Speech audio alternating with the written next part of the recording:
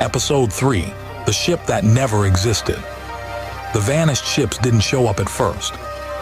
Not on public traffic boards, not in civilian insurance databases, not even in the standard Salati military registry. That alone told Captain John Harrison everything he needed to know. If you have to dig for a ship, Lieutenant Stephen Thompson said, fingers moving rapidly across the encrypted Trinity data stack, it's because someone doesn't want it found. The Malta drifted in a dead zone between trade lanes, systems throttled down to near silence. On the bridge, the only light came from the holographic display hovering above the command pit, layer upon layer of redacted files slowly peeling away under Thompson's relentless work. Ensign Ashley Mahler leaned forward. I'm counting at least 12 data blocks that were deliberately falsified. This ship didn't just vanish, it was erased. John's voice was calm but hard. Name. Thompson paused, then whistled under his breath. Designation only. No civilian name, no public hull registry. He expanded the file. SRV-019, Peregrine. Sarge, standing near the bulkhead with his arms folded, narrowed his eyes. That's a military test craft prefix. Not just military, Thompson replied. Black Project Military. The Peregrine wasn't supposed to exist outside Trinity oversight. Ashley felt a chill. What was it carrying? Thompson hesitated.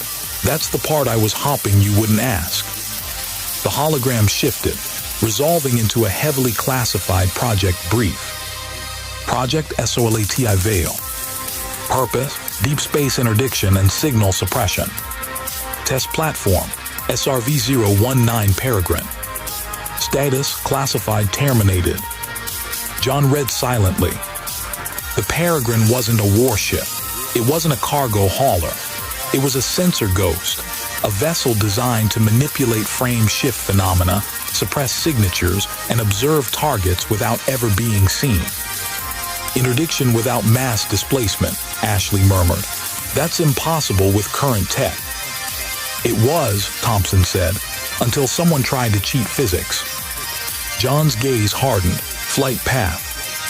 Thompson pulled it up. The route cut clean through the outer Salati system, then stopped. Right where the Montego had been pulled out of Super Cruise. No distress call, Ashley said slowly. No wreckage report. Sarge's voice dropped, meaning it didn't crash. Or, Thompson added, whatever happened to it didn't leave debris. John straightened. When did it vanish? Thompson checked the timestamp. 3 weeks ago. The bridge went quiet. That's before the Montego, Ashley said. John nodded, which means the Montego wasn't the first. Trinity Command did not like questions. The reply came back quickly, too quickly. USS Trinity, command response. SRV-019 does not fall under your operational jurisdiction. Discontinue investigation immediately. Ashley looked up sharply. They didn't deny it. They never do, Thompson replied. They just close doors. John stared at the message for a long moment, then keyed the comms closed. Plot a course, he said calmly. Outer Salati debris field, the Peregrine's last confirmed vector. Ashley blinked. Captain, that's restricted. I know. Sarge cracked a grim smile. Guess we're doing this unofficial. John met his crew's eyes one by one. If Trinity buried this, it's because they lost control of it. That makes it our problem. No one argued. The debris field was massive, a graveyard of failed mining rigs, fractured asteroids, and twisted wrecks drifting in slow, silent orbits. The kind of place ships went a high. Or die. Passive scans only, John ordered. No emissions. Ashley's fingers hovered over the controls. I'm getting something, faint, almost folded. The sensor display flickered. A shape emerged. Long, narrow, wrong. That's it, Thompson whispered. That's the Peregrine. The ship drifted intact but dark, hull unmarred by weapons fire or collision damage. No rotation, no power signature. A ghost ship, Sarge muttered. I don't like it. John's eyes narrowed. Boarding team. Sarge nodded immediately. Marines up. Inside the Peregrine, the air was cold. Dead. Emergency lighting flickered weakly, bathing the corridor in pale red. No bodies, no signs of struggle. Ashley's voice crackled through John's helmet. Life support failure wasn't catastrophic. It was turned off. They reached the command module. The captain's chair was empty, but the log terminal was still active. Thompson patched it through to the Malta.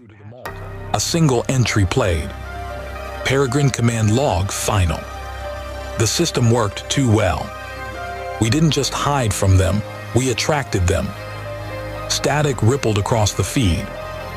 They're not aliens, not machines. There's something in between, watching how we move, how we jump. We weren't meant to see them. The log ended with a final line of text, no audio. They are learning from US.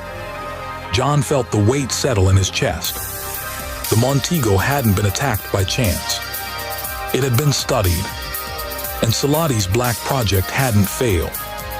It had succeeded, and then vanished into the dark. John opened a channel back to the Malta. All teams return immediately. As the Marines withdrew, the Peregrine's terminal flickered one last time. A new signal pulsed briefly, then vanished into supercruise space. Something had noticed them, and it now knew where Salati was.